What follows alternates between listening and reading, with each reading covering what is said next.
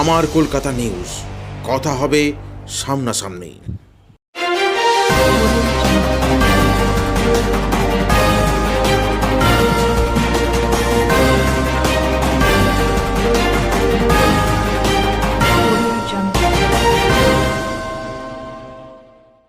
চুঁচুড়া বিধানসভার অন্তর্গত কোদালিয়া ১ নম্বর গ্রাম পঞ্চায়েতের অন্তর্গত সুকান্তনগরে ভাগাড়ে আগুন লাগার ঘটনা নতুন কিছু নয়।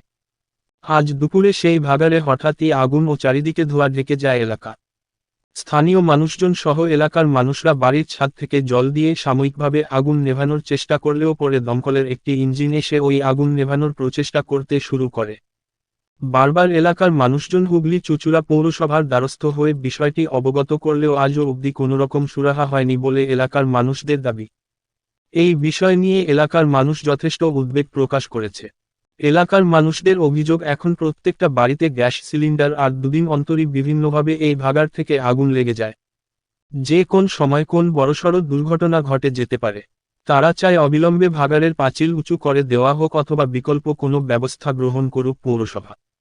এলাকার মানুষের আরও অভিযোগ, দুর্গন্ধ থেকে শুরু করে হঠাৎ আগুন লেগে যাওয়াকে কেন্দ্র করে রাতে পর্যন্ত তারা নিশ্চিন্তে ঘুমোতে পারে না। কোন বড়সড় দুর্ঘটনা ঘটে গিয়ে কারুর প্রাণহানি হলে তার দায়ী কি পৌরসভা নেবে? এ বিষয় নিয়ে পৌরসভার স্বাস্থ্য সিআইসি জয়দেব অধিকারী বলেন, বিগত বহু বছর ধরে ওই স্থানে ভাগাড়টি রয়েছে। ইদানিং প্রায় আগুন ধরে যাওয়ার ঘটনা ঘটছে, এটা ঠিকই। পৌরসভাগতভাবে আমরা কেন্দ্রীয় এর সঙ্গে কথা বলে ওই ভাগাড়ের অতীতের থেকে বর্তমানে পরিস্থিতি উন্নত করেছি। কিন্তু ওই স্থানে বর্তমান দিনে মানুষের বসবাস জন্য মানুষ বসতি গড়ে উঠেছে। তা সত্ত্বেও আমরা আগামী দিনে প্রশাসনিক মিটিং করে দ্রুততার সঙ্গে সেই স্থানের ব্যবস্থা গ্রহণ করব এবং সাধারণ মানুষের যাতে কোনো রকম অপ্রীতিকর বা দুর্ঘটনা না ঘটে তার দিকে নজর রেখে আগামী দিনে কেএমডিএ সঙ্গে কথা বলে পাঁচিল উঁচু করে মানুষের সমস্যার সমাধান করব। আমরাও চাই ওই এলাকার মানুষরাও যাতে কোন রকম অসুবিধার সম্মুখীন না হয় তার দিকে নজর রাখার।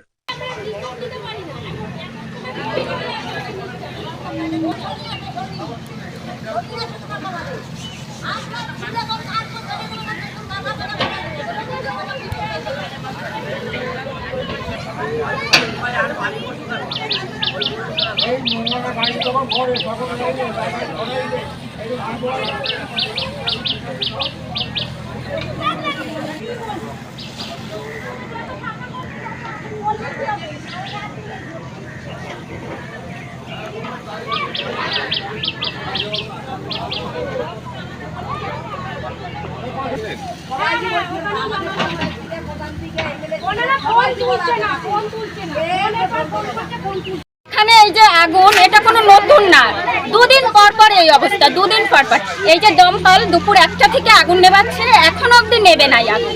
তার মানে বুঝতে পারছেন কতটা আগুন ভেতর অবধি গেছে। এটা আজকে নিভেই যাবে, আবার কালকে এই জিনিসটা হবে। আর আজকালকার যুগে সব ঘরে ঘরে গ্যাস সিলিন্ডার, যদি একটা গ্যাস সিলিন্ডার বাস্ট হয় সেই রিস্ক নেবে পৌরসভা? আজকাল যদি কারো কোনো ক্ষতি হয়, হয়ে গেলে তাকে কি করবে? যদি কারো জীবনটা চলে যায় তখন কি করবে? পারবে কারো জীবন ফিরিয়ে দিতে? ওখানে আমরা যাচ্ছি, আজ নয়, দুদিন পর পরই যাওয়া হচ্ছে। সব তালা বন্ধ করে পালিয়ে যাচ্ছে। আমরা 2 থেকে 3 ঘন্টা গিয়ে দাঁড়িয়ে আছি, ফোন করছি, ফোন সুইচ অফ করে দিচ্ছে, ফোন তোলে না, কারো ফোন তুলছে না, তালা বন্ধ করে পালিয়ে গেছে তারা। তারপর আমরা কোনো উপায় না পেয়ে লাস্টে মিডিয়াকে ফোন করলাম। কি চাইছো তোমরা? হয় এই ভাগাড়ের পাঁচিলটা উঁচু করে দিক, আমাদের ভাগাড় দিয়ে সমস্যা নেই, কিন্তু পাঁচিলটা হাইট করে দিক যাতে কারো কোনো ক্ষতি না হয়। এইভাবে থাকা যায়? এই যে দেখুন কিভাবে আগুনগুলো লাগছে, সব পাশে পাশে বাড়ি ঘর, মানুষ ভয়তে রাত্রে শুতে পারে না। সব যদি ঘুমানো থাকে, রাতে যদি এই অবস্থা হয় তখন মানুষ কি করবে? ওখানে একটা বাড়িতে আগুন লেগে গেছে, ঘুমানো অবস্থায় যদি কিছু হয়ে যায় তখন সবাইকে জানিয়েছিলেন? সবাইকে জানানো হয়েছে, আজকে নতুন ব্যাপার না তো এটা। এটা প্রায় যাওয়া হচ্ছে অফিসে, বলা হচ্ছে, তারা কোনো রেসপন্স নিচ্ছে না। তারা সঙ্গে সঙ্গে তালা বন্ধ করে চলে যাচ্ছে। ফোন করছে অফিসে, ফোন তুলছে না কেউ। ঘুম হয় না স্যার, আমরা রাত্রেবেলা ঘুমাতে পারি না, আমার 2টো বাচ্চা আছে, বুড়ো শ্বশুর শাশুড়ি বর, আমরা রাত্রেবেলা নিশ্চিন্তে ঘুমাতেও পারি না। আর এই গন্ধে ভবিষ্যৎ ধোয়া আমরা থাকতে পারি না, খেতে পারি না, এমন পরিস্থিতি হয়। কেন নিশ্চিন্তে ঘুমাতে পারেন না? কেন নিশ্চিন্তে ঘুমাতে পারি না? রাত্রেবেলা যদি আমাদের বাড়িতে আগুন জ্বলে যায়, নিবানো হচ্ছে, নিজেরা জল দিয়ে যে নিবানো হচ্ছে চিন্তায়। এরকম অনেকদিন ধরে হচ্ছে, 2-3 বছর ধরে হচ্ছে। মাঝে মধ্যে আগুন? হ্যাঁ, মাঝে মধ্যে এরকম আগুন ধরে। এটা কি ধরিয়ে দেওয়া হয় না কি ইচ্ছা করে? হ্যাঁ, এটা ধরিয়ে দেওয়া হয়। কে ধরায় সেটা তো আমরা দেখতে পাই না। হ্যাঁ, দিয়ে আপনারা পৌরসভায় জানিয়েছিলেন সব? সবাইকে জানিয়েছিলেন বিষয়টি? সবাইকে জানানো হচ্ছে, বলা হচ্ছে, কিন্তু কিছু করছে না। আচ্ছা, কিন্তু তাতে কোনো লাভ হয় না? না, কিছু হয়নি। তাই কি রাতের বেলা তো নিশ্চিন্তে ঘুমাও হয় না? রাতের বেলা আমরা ঘুমাতে পারি না নিশ্চিন্তে। এই যে নিজেরা জল দিয়ে দিয়ে নেবানো হচ্ছে। না, কি বলবেন এরকম? দেখুন, আমাদের কাজ ভাগাড়ে আমাদের কেন্দ্রীয় প্রজেক্টের কাজ হচ্ছে। আগের মতো ভাগাড় আর সেই যা ভাগাড় নেই, যেখানে নিত্য প্রতিদিন আগুন জ্বলতো, গন্ধ বেরোতো। আপনারা নিজেই গিয়ে দেখবেন যেখানে কাটিং হচ্ছে, মাল কাটিং হচ্ছে। প্রজেক্টের কাজ বন্ধ আছে কিছুদিন, আবার টেন্ডার হচ্ছে কেন্দ্রীয় থেকে, আবার কাজ শুরু হবে। ভাগাড় যে পরিস্থিতি ছিল সেই পরিস্থিতি ভাগাড় থাকবে না, ওখানে প্রজেক্ট হবে। হ্যাঁ, আমাদের সলিড ওয়েস্ট ম্যানেজমেন্টের প্রজেক্ট হবে। এখন যেটা হচ্ছে মূলত কিছু দুষ্কৃতী, তারা হয়তো কোনো প্রকারে আগুন লাগাচ্ছে, তা নাহলে বিভিন্ন ময়লা জমে যে মিথুন গ্যাস তৈরি হয় সেখান থেকে আগুন লাগছে। প্রত্যেক দিনই প্রায় আগুনটা লাগছে, 3-4 দিন ধরে। ফায়ার ব্রিগেড যে আপ্রাণ চেষ্টা করে নেবাচ্ছে, আমাদেরও যে জেসিপি গাড়ি চালায় সেও সহযোগিতা করছে।